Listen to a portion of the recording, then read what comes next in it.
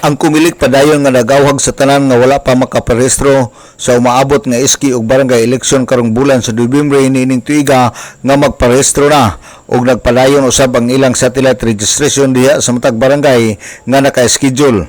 Kagahapong adlaw ang kumilik satellite registration gipahigayon sa covered court sa barangay Mintring.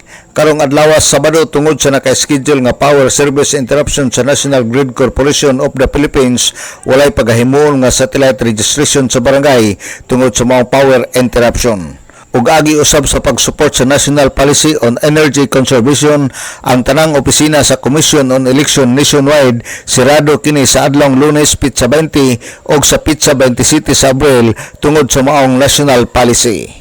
Alang sa DXDD Radio Campana, ang radyo sa simbahan, WD45 Dudong Bargamento, muluyog sa ka-75 nga jubileo sa simbahan sa Archdiocese sa Osamis Danag, Salakbayan.